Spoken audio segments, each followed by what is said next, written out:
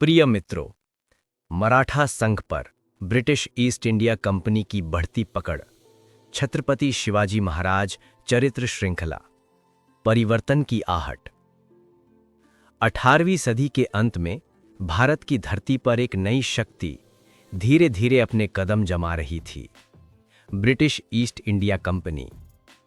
जहां मराठा साम्राज्य भीतर से बिखरने लगा था, वहीं कंपनी धीरे धीरे चतुराई और धैर्य से पूरे हिंदुस्तान का खेल बदलने वाली थी।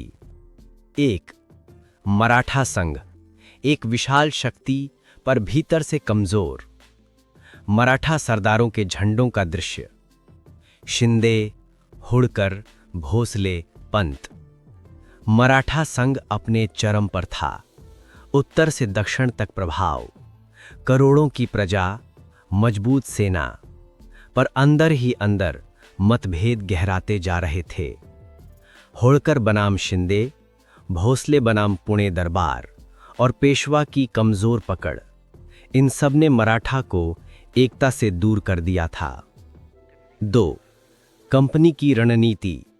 सीधा युद्ध नहीं, पहले कमजोर करो। ब्रिटिश अफसर नक्शे पर भारत के हिस्से चिन्हित करते हुए। कंपनी जानती थी मराठों से सीधा युद्ध महंगा पड़ेगा, इसलिए उन्होंने नई नीति अपनाई।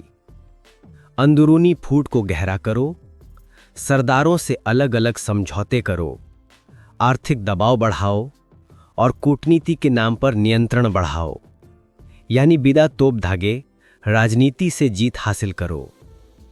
3. शिंदे और होड़कर संघर्ष, कंपनी की जीत का पहला अवसर। दोनों सेनाओं के बीच धूल भरी टकराहट, प्रतीकात्मक दृश्य।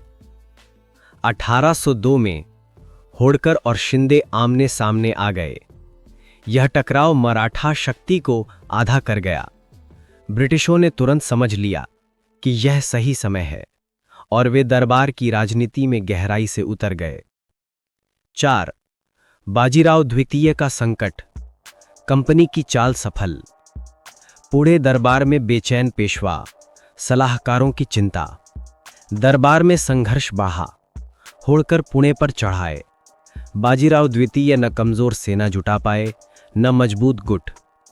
अंततः वे सुरक्षा के लिए किसी ऐसी शक्ति पर निर्भर होने लगे जो मराठों को ही समाप्त कर देगी, British east India company. 5. Company ने आर्थिक कब्जा शुरू किया। ब्रिटिश बही खाते, रेवेन्यू ऑफिसर, नई मुद्रा व्यवस्था। कंपनी ने व्यापार को हथियार बना लिया। वे मराठा इलाकों में रेवेन्यू और व्यापार परोक्ष रूप से नियंत्रित करने लगे। जगह जगह कंपनी के अफसर बैठाए गए और धीरे धीरे मराठों की आर्थिक शक्ति कमजोर पड़ने लगी। 6. कूटनीतिक जाल, यानी फूट डालो राज करो।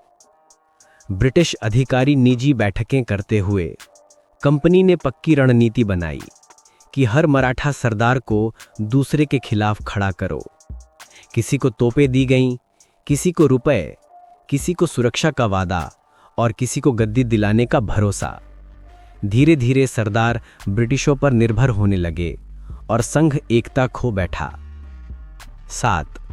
परिणाम, कंपनी की पकड़ मजबूत, मराठा संघ बिखरता गया। भारत का मानचित्र, कंपनी का रंग बढ़ता हुआ। 1810 तक भले ही कंपनी ने मराठों से कोई निर्णायक युद्ध नहीं जीता था, लेकिन नियंत्रण उन्हीं के हाथ में था। वे मराठा फैसलों को प्रभावित करते, नीतियों को मोड़ते और सरदारों को एक दूसरे के खिलाफ खेलते रहे। 8. निष्कर्ष, तूफान की शुरुआत। अंत में ब्रिटिश झंडा और धुंध में मराठा गढ़। मराठा संघ पर ब्रिटिश पकड़ का यह दौर एक बड़ी लड़ाई की प्रस्तावना था, वह लड़ाई जो मराठों के भविष्य का फैसला करेगी। यह तो केवल शुरुआत थी। अगले अध्याय में देखेंगे कैसे एक समझौता मराठा साम्राज्य के लिए सबसे बड़ी भूल साबित हुआ। यह था ब्रिटिशों की बढ़ती शक्ति का पहला चरण। अगले एपिसोड में मिलते हैं। बाजीराव द्वितीय और बेसिन का संधि पत्र, मराठा साम्राज्य की निर्णायक भूल। जय शिवाराय।